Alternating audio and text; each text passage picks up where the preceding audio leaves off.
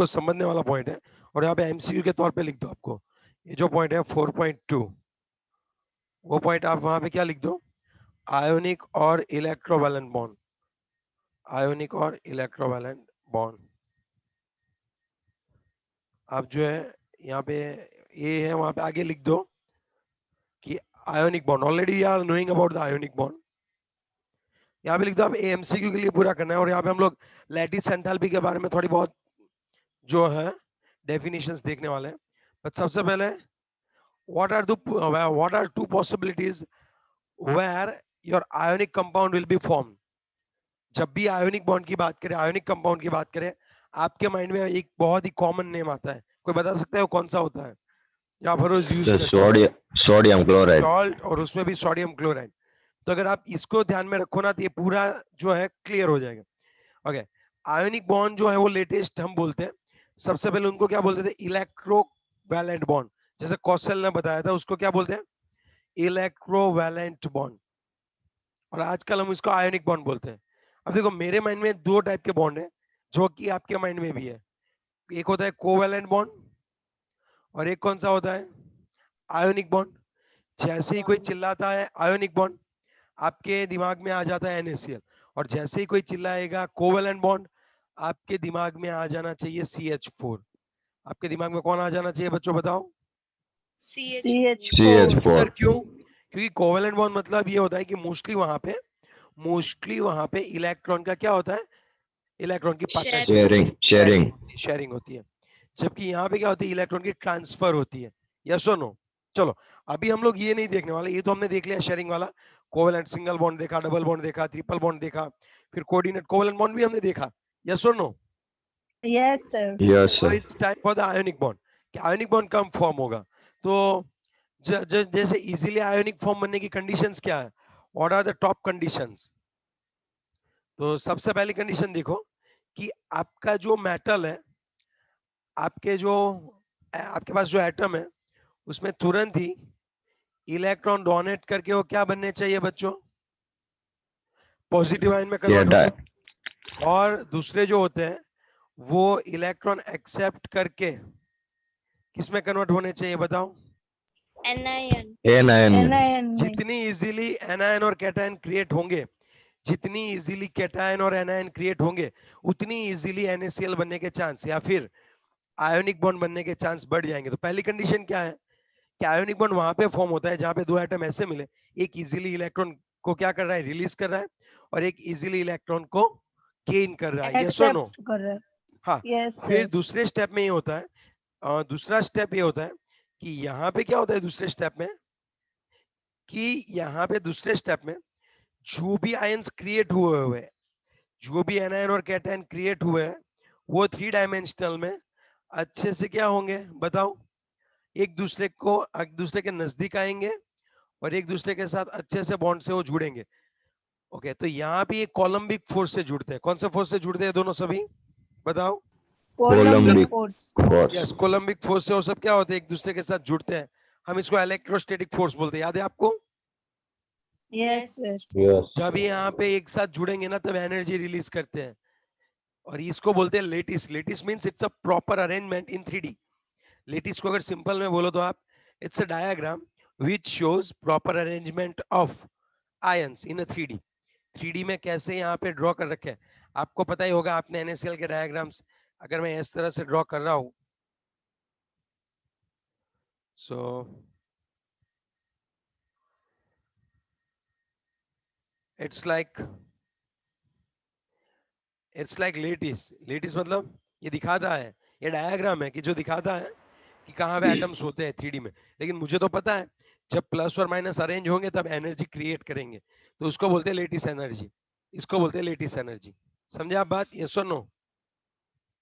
Yes, sir. अब मैं आपको एक बहुत अच्छी सी बात समझाना चाहता हूँ बच्चों। अब मैं आप अच्छे से बात आपको समझाना चाहता हूँ, तो आप समझो कि, सर हाँ बोलो। वो Cl2 के आगे हाफ क्यों लगे? क्योंकि वहां पे Cl2 नहीं है, मुझे एक Cl एटम ही चाहिए इसलिए। ओके अगर ऐसे नहीं लिखना है तो सिर्फ Cl लिख दे, चलेगा?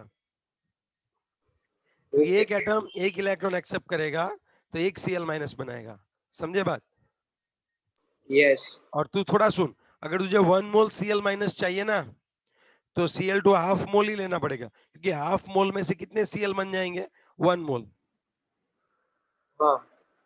अब तू मुझे बता, तो ओके समझ में आ गई सर बात। अब मुझे पता चला, जो कोई इजीली इलेक्ट्रॉन को क्या कर रहा है, डोनेट कर रहा है, मतलब जिसकी आयोनाइजेशन एंथैल्पी कैसी हो, ज्यादा की कम? बताओ। कम। हाँ, जिसकी आयोनाइजेशन एंथैल्पी कैसी हो बच्चों? कम हो। कम हो।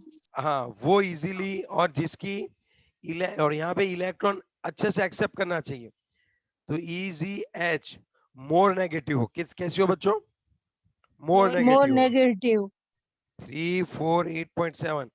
याद करो, सोडियम की हमने देखी थी 494 समथिंग थी, याद करो थोड़ा सा, उस दिन हमने देखा था। 49.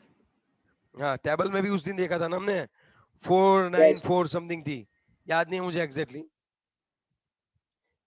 और इन दोनों का आप सम करो, चलो इन दोनों में कितना डिफरेंस रहता है? यहाँ पे डिफरेंस रहना चाहिए 147.1, तो देखो तो ये कितना आएगा, इसमें से 147.1 ऐड करो तो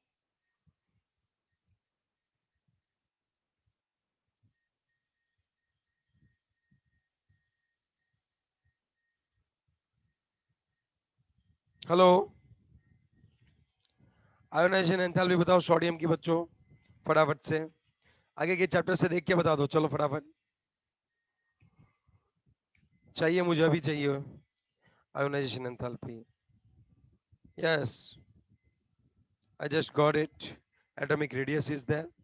Ionization enthalpy of sodium is 496. Yes, we are 496 है, around 496 है, तो मतलब 496. हाँ कितनी है? मैंने पहले ही बोला 2 बार 496 हो गया, ओके आपने सुन, ये पॉइंट. ओके सुना ही नहीं दिया होगा ना भाई तुमने, तभी तो मुझे देखने जाना पड़ा। मुझे 494 याद था, 2 का प्लस माइनस था, तो अच्छा हुआ ना ये है। अब क्या होगा, इन दोनों का अगर डिफरेंस लोगे तो कितना रहता है? ऑलमोस्ट 147 के आसपास रहता है, अगर एग्जैक्टली नहीं ले रहे हो आप, तो 147 में 148.1 आता है सर, एग्जैक्टली एक 148.1 कम। ले लो। एक बात बताओ अच्छे से, तो ये 495.8 कर दो, बात खत्म। सर वो तो थोड़ा डिफरेंट आएगा ना, 1-2 पॉइंट में, क्या पता चलेगा, कोई चलेगा। दिक्कत नहीं है। चलो हम अप्रोक्सीमेट ले लेते हैं 148, इन दोनों का डिफरेंस कितना होता है एनर्जी में? 148। अब तुम सोचो कि जब ये ओके, तो इसका मतलब ये कि आयोनाइजेशन एंथैल्पी कम होनी चाहिए और इलेक्ट्रॉन गेन एंथैल्पी की नेगेटिव वैल्यू कैसी होनी चाहिए? ज्यादा होनी चाहिए। ज्यादा। दैट्स व्हाट, तब ये अच्छे से रहेगा। और इनका जो है हमने देखा कि इन दोनों का अगर हमने क्या ले लिया बच्चों, डिफरेंस ले लिया, तो इट वाज अराउंड 148। यस और no? Yes sir. Okay, yes और नो? यस. चलो, इसमें सेकंड पॉइंट में लेटाइस लिखा है ऑफ द क्रिस्टलाइन कंपाउंड, मतलब क्या होता है?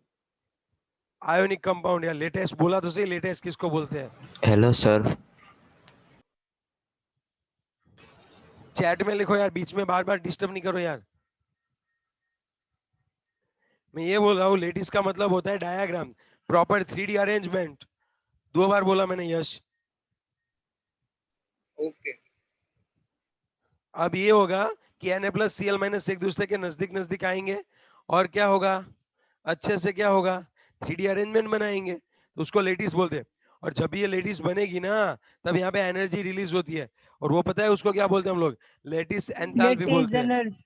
सर हाँ, उसको हम लोग एनर्जी बोलते नहीं। हैं लेटिस। हाँ, lattice enthalpy, enthalpy mean energy होता है यार। Okay okay.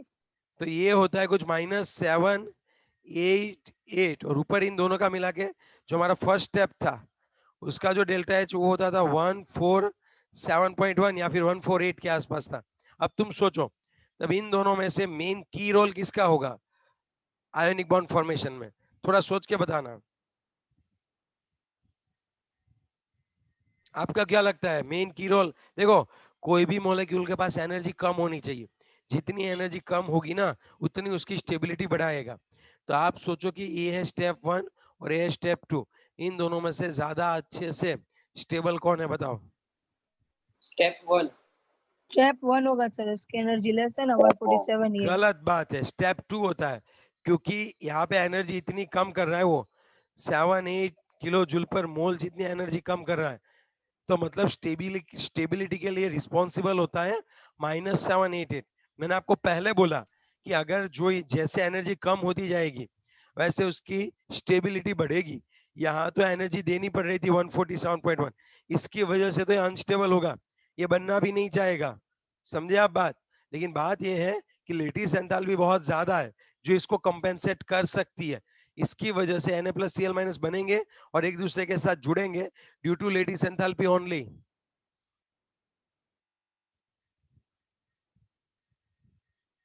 समझ रहे हो बात? Yes sir. तो यहाँ पे की रोल प्ले करेगा लेटिस एंथैल्पी, उसकी वैल्यू ज्यादा है और वो NaCl का जो क्रिस्टल है उसको स्टेबल करने में की रोल प्ले करता है। समझे आप बात? यस और नो? यस। तो अब आप ये समझना कि कोई अगर NaCl की स्टेबिलिटी की बात करे तो इतना मत बोल देना कि Na+ बनेगा और Cl- बनेगा। जितनी इजीली बनेगा उतना आयोनिक बॉन्ड होगा। फिर ये स्टेप ऐड करना है कि भाई Na+ बनेगा, Cl- बनेगा और वो 3D में नजदीक आएंगे और एक दूसरे के साथ जुड़ के लेटिस बनाएंगे, तब जो एनर्जी क्रिएट होगी उसको हम लोग बोलते हैं लेटिस एंथैल्पी। एक बात बोलूं, अगर आपको इस NaCl को सभी को रिमूव करना है, 1 मोल NaCl यहाँ पे इकट्ठा हुए थे, अब मैं इस 1 मोल NaCl को यहाँ से वापिस उसको सेपरेट करना चाहता हूँ, कितनी एनर्जी देनी पड़ेगी बताओ, सोच के बताना। प्लस जितनी So plus 78. हाँ, तो कई बार कई बच्चे लेटिस एंथैल्पी माइनस में लिखते हैं और कई बार प्लस में लिखते हैं। तो जब भी प्लस में लिखे तब आप समझो कि उसको सॉलिड में से आयन में कन्वर्ट कर दिया, गैसियस में। और आप ये सोचो कि जब क्या होगा, हेलो, जब आयंस एक दूसरे के नजदीक आके बॉन्ड बनाएंगे तब उतनी एनर्जी क्रिएट होगी, तो वो माइनस है, उतनी एनर्जी वो रिलीज करेंगे। अगर इसमें भी आपको कोई डाउट है तो आप पूछ सकते हो बच्चों।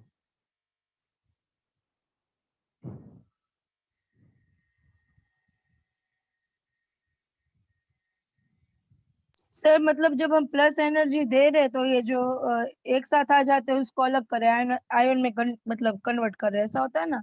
वो भी सिखाता हूं ना मैं, क्यों टेंशन ले रही हो। हाँ, पहले आपको ये कॉन्सेप्ट क्लियर हो गया, इतना वाला पॉइंट आयोनिक बॉन्ड वाला। तो सर यस हाँ सर। दोनों गैसियस फॉर्म में हो गए। हाँ, गैसियस फॉर्म में ले जाने हैं, नहीं है तो उसको ले जाने हैं, ओके। लेकिन बात गैसियस फॉर्म में ही होती है। चलो अब मैं समझाता हूँ आपको क्या होता है एग्जैक्टली। लेकिन ये बात आपको समझ में आ गई पूरी की पूरी, क्या चीज होती है आयोनिक बॉन्ड बनने में? Yes sir. ऑलरेडी Yes, लिया sir. हो लर्न इट, लेकिन उस टाइम पे दूसरा पॉइंट नहीं लिया था, कौशल ने सिर्फ यही समझाया था। ये बात समझ में?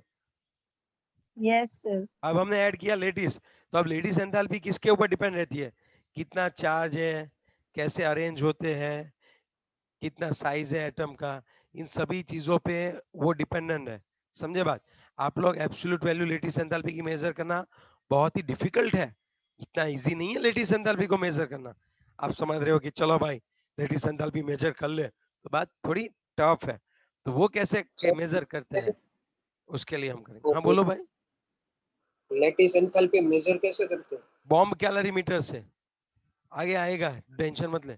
एक चैम्बर होता है, उसको वो लोग इतना हीट करते हैं कि उसके NaCl क्या हो जाए, उसके गैसियस फॉर्म में कन्वर्ट हो जाए। आगे बढ़ेंगे, बॉम्ब कैलोरीमीटर, सब कैलोरीमीटर्स होते हैं और आजकल तो बहुत ही डिटेक्टर आ गए हैं जबरदस्त।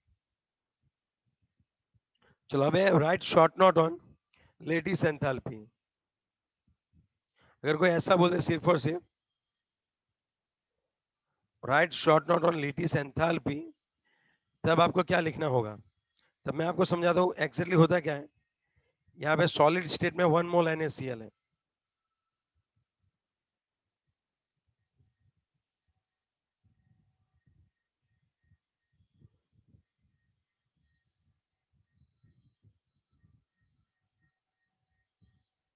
ये NaCl सॉलिड स्टेट में। अब आप इसमें से क्या करना चाहते हो, इसमें से इसके जो कंस्टिट्यूएंट पार्टिकल्स है, आयंस है, कंस्टिट्यूएंट पार्टिकल्स कौन है इसमें? आयंस, Na+ और Cl-, इनको गैसियस फॉर्म में कन्वर्ट करना है। मींस आपके पास जो सॉलिड आयोनिक कंपाउंड है, 1 मोल सॉलिड आयोनिक कंपाउंड में से उसके जो कंस्टिट्यूएंट आयंस है उनको आपको गैसियस स्टेट में क्या कर देना है, रिलीज कर देना है। कौन से स्टेट में बच्चों? गैसीय स्टेट में। हाँ, तो उसके लिए आपको जितनी एनर्जी यहाँ पे देनी पड़ेगी, इसको जितनी एनर्जी आपको देनी पड़ेगी, सही, इसको NaCl को, उसको बोलते हैं लेटिस एंथैल्पी। आई बात समझ में आपको? और NaCl की थी +788 किलो जूल पर मोल। सर अभी आपने क्या बोला था, माइनस बोला था, तब मैंने ये भी तो बोला था कि जो Na+ और Cl- क्रिएट हो रहे हैं वो एक दूसरे के साथ जुड़ रहे हैं, ऐसा भी तो मैंने बोला था बच्चों, है ना? याद करो। यस सर, मतलब सर इसको हम गैसेस में कन्वर्ट करने के लिए जो एनर्जी दे उसको लेटिक मतलब बोल देते हैं ना। यस, आगे बात और समझ में? कुछ नहीं आता इसका डिफाइन में, सिर्फ एनर्जी दे उतने को ही बोलते हैं। हाँ, lattice enthalpy, enthalpy means energy. तो कौन सी एनर्जी? तो कि 1 मोल सॉलिड आयोनिक कंपाउंड में से उसके जो कंस्टिट्यूएंट आयंस हैं उनको गैस में कन्वर्ट करने के लिए जितनी एनर्जी चाहिए उसको हम लोग क्या बोलते हैं, लेटिस एंथैल्पी। जैसे डेफिनेशन ऐसे लिख सकते हैं कि the lattice enthalpy of an ionic solid is defined as the energy required to completely separate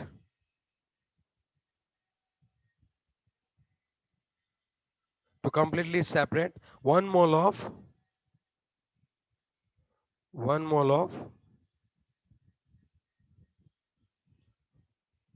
a solid ionic compound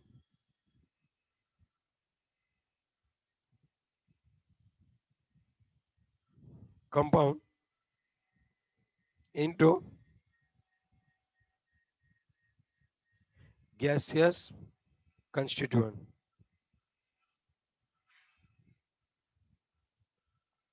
आई बात समझ में? Energy required to completely separate 1 mole of a solid ionic compound into gaseous constituent ions. आई बात समझ में आपको अभी? Yes or no? For yes NaCl, sir. Yes, sir. फिर example दे देना है। For NaCl, if you want to just convert Na plus and Cl minus in a gaseous form, it requires almost 788 kilojoule per mole. Okay, तो ये 2 marks में इतना लिखना है आपको। अब देखो हर कोई क्वेश्चन 2 मार्क्स में आने वाला है, तो आपको डेफिनेशन लिखनी है और प्रॉपर एग्जांपल लिखना है, और अगर कोई उसकी एप्लीकेशन है तो एक बार आप लिख सकते हो, ठीक है? अब हम बहुत आगे डीप में पढ़ने वाले हैं, 1 बाय 1 एक पॉइंट लेते हैं कि अगर आपको लेटिस एंथैल्पी चाहिए तो साइज कितनी होती है, बॉन्ड लेंथ कितनी होती है, बॉन्ड एंथैल्पी कितनी होती है, ठीक है, बॉन्ड एंगल कितना होता है, कौन से एंगल पे जुड़ते हैं, ये सभी चीज हमें अच्छे से मेजर करनी पड़ती है। ओके, यस और नो? Yes sir. Yes, अब हम sir. बात करते हैं, यस, तो अब हम बात करते हैं जैसे कि बॉन्ड लेंथ के बारे में बात करते हैं।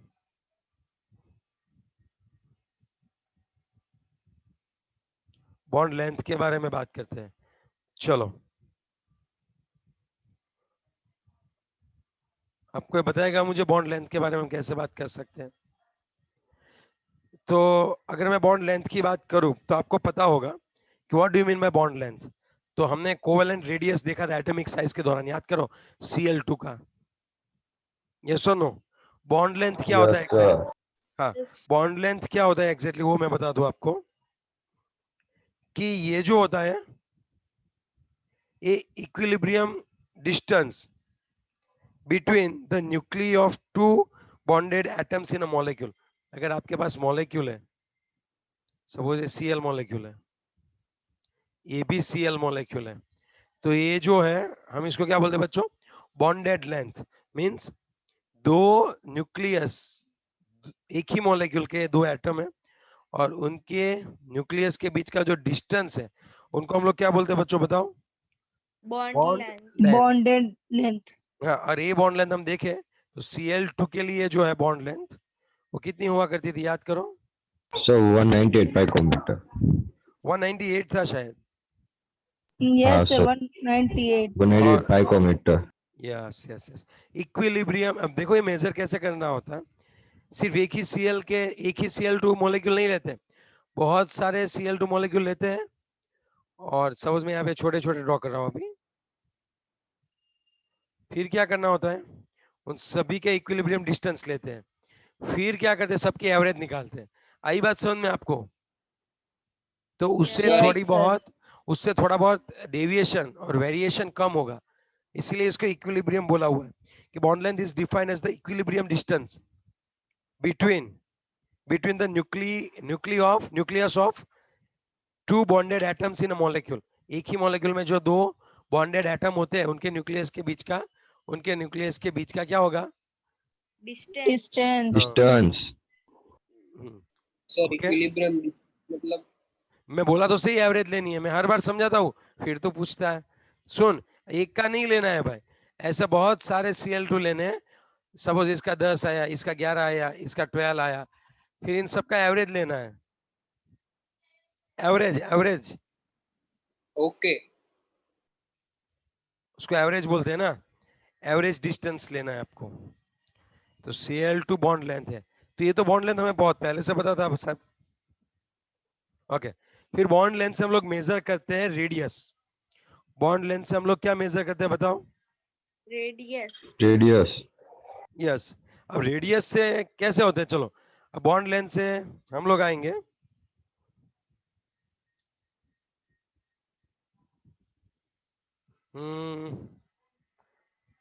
रेडियस, तीन टाइप की रेडियस हमने देखी, दो टाइप की हमने देखी थी, एक बाकी थी। एक थी कोवेलेंट रेडियस, और आया एक ना? Metallic radius. एक होती है मेटालिक रेडियस, डबल एल आता है ना, yes, yes metallic sir. Radius. और लास्ट में कोवेलेंट रेडियस, मेटालिक रेडियस, और आज जो हम देखने वाले वो है वांडरवाल्स, एक साइंटिस्ट था, उसके नाम से दिया है वांडरवाल्स रेडियस। sir, ionic radius किधर गए? चल भाई, एक आयोनिक रेडियस, बस गलती हो गई भाई मेरी, अब आयोनिक तो बॉन्ड सर चला उस गया। हिसाब से तो एटॉमिक रेडियस भी आनी चाहिए ना।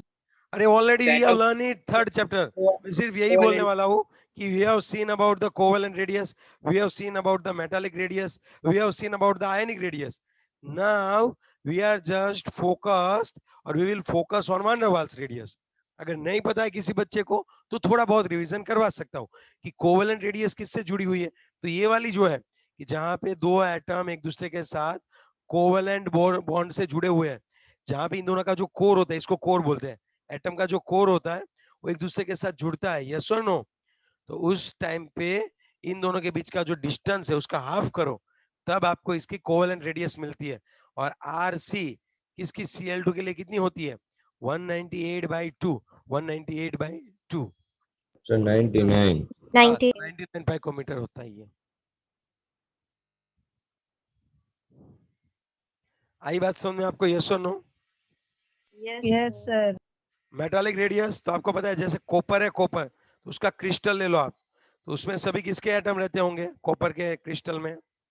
कॉपर। कॉपर के ही रहते होंगे। हाँ, तो उनमें भी क्या करना है, सक्सेसिव जो दो एटम होते हैं उसका डिस्टेंस मेजर करना है, उसका हाफ डिस्टेंस लेते हैं, वो उसकी मेटालिक रेडियस हो गई।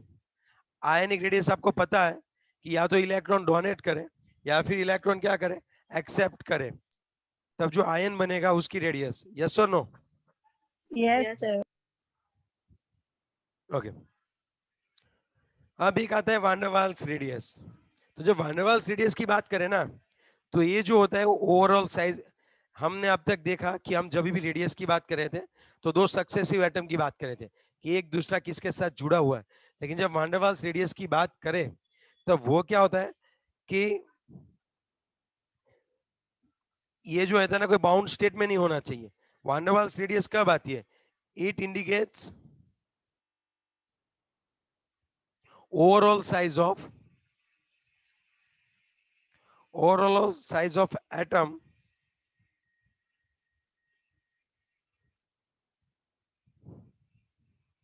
which includes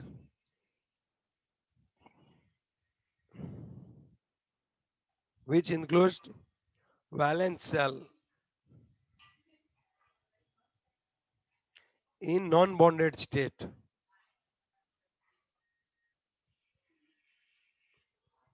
आई बुरी बात समझ में? तो वांडरवाल्स कब गए, अगर आपको Cl में टू मेजर करना है ना, Cl की रेडियस, तो आप क्या होगा, यहाँ पे ये दोनों कोर है ना एक दूसरे के साथ जुड़ गए, तो कई बार ये इस तरह से भी हो सकता है।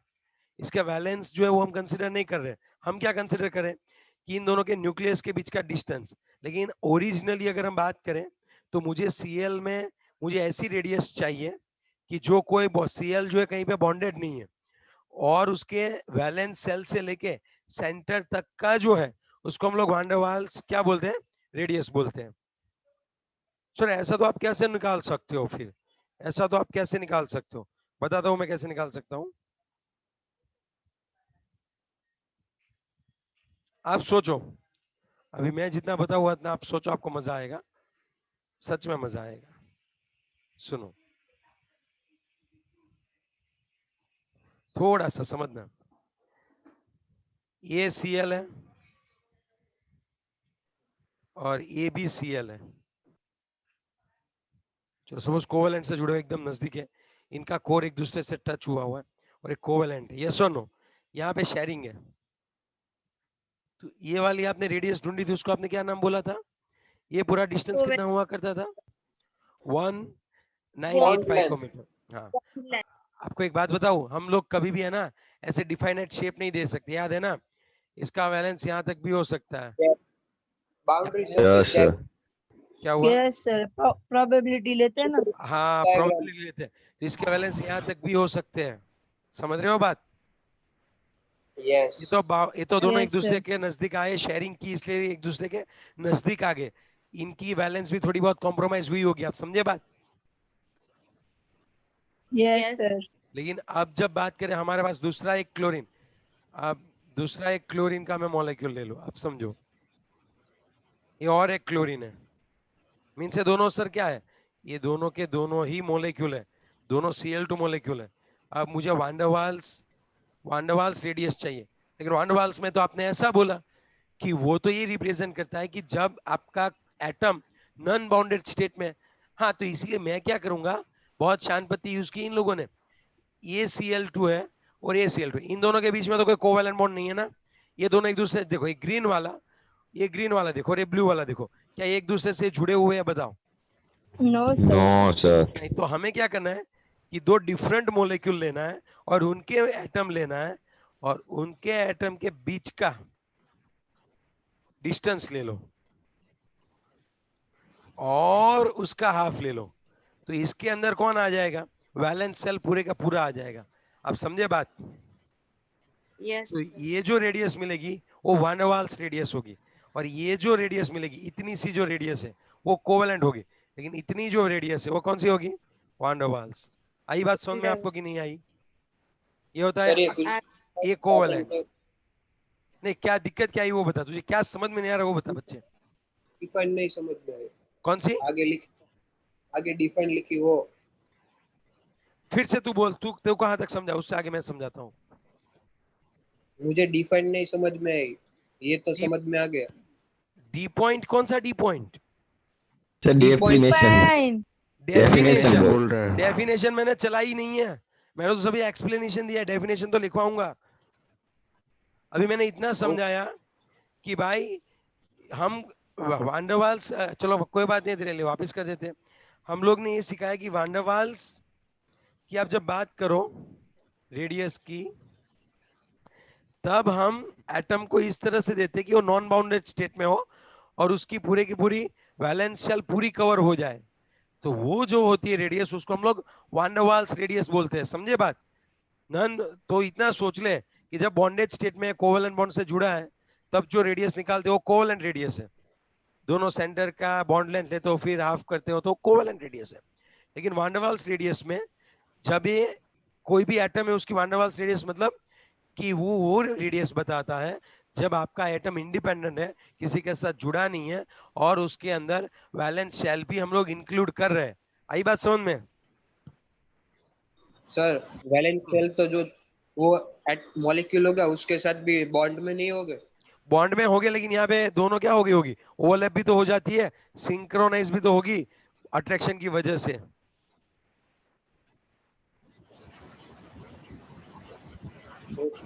समझा बात। अगर तेरे पास रबर का बॉल है, सपोज तेरे पास दो रबर के बॉल है, तो एक फ्री स्टेट में है और एक दोनों को तू अच्छे से क्लैम करके लगा रहा है, यहाँ से प्रेस करके रख रहा है, तब क्या होगा बता? शेप थोड़ा चेंज हो जाएगा। ये आवाज कैसे आ रही है वत्सल? म्यूट हो जा भाई। और कौन अनम्यूट है? यश था, गेड़िया था, चलो। यस हाँ, सर। तो ये फ्री स्टेट में मीन्स वो बॉन्डेड नहीं होना चाहिए, इतना समझना भाई तू यार। एक सीएल है वो बॉन्डेड है और एक नॉन बॉन्डेड है, तुझे समझ में नहीं आ रही बात? ये दोनों एकदम फ्री स्टेट में थे, जब एक दूसरे के साथ जुड़ते हैं तब दोनों थोड़े ओवरलैप होते हैं, तब इन दोनों के बीच का सेंट्रल है और इतना ले तो क्या डिफरेंस नहीं आएगा? बहुत बड़ा डिफरेंस है वैसे। तो ये जो रेडियस है वो वान डेर वाल्स है, सॉरी, ये जो रेडियस है वो कोवेलेंट है, ये जो है वान डेर वाल्स रेडियस है। ओके। तो वान डेर वाल्स रेडियस कैसे मेजर करते हैं?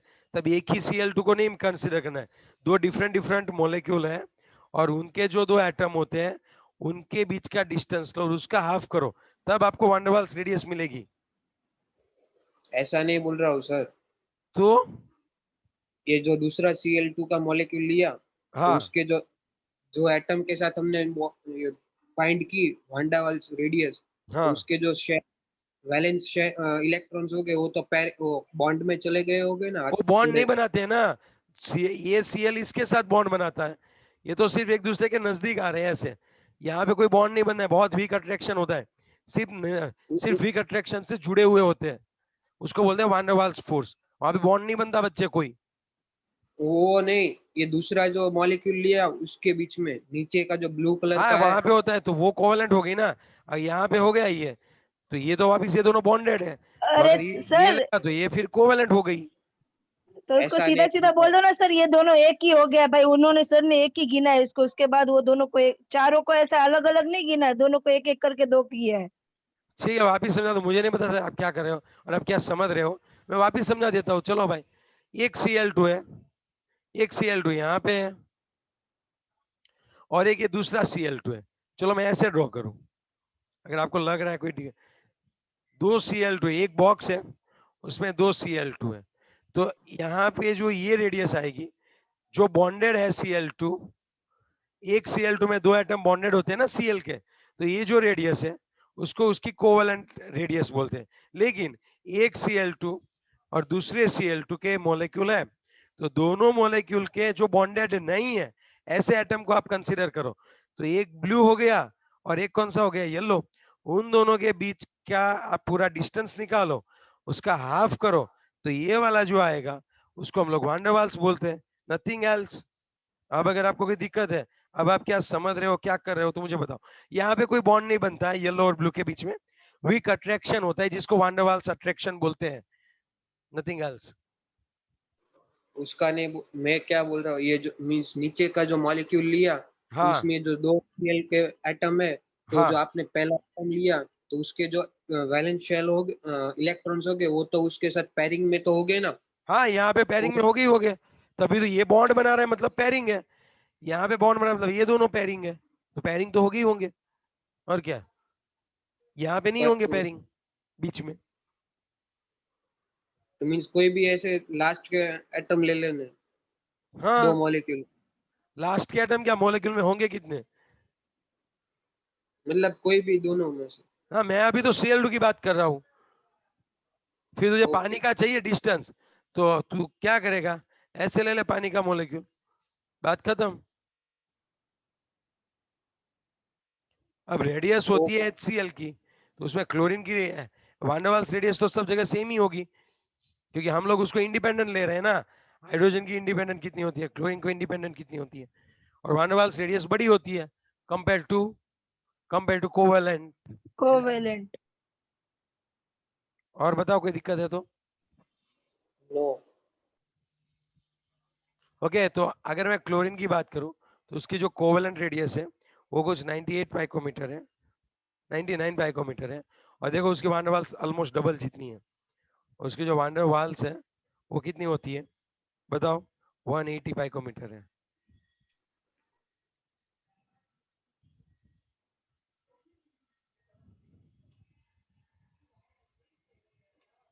अब बताओ,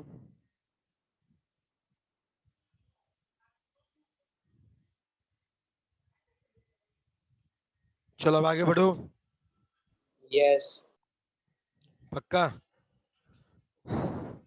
तो ये थी रेडियस, वांडरवाल्स रेडियस। अब आप 4 वैलेंस के अकॉर्डिंग टू जानते हो, वांडरवाल्स, मेटालिक, आयोनिक एंड कौन सी बची है, कोवेलेंट। Covalent.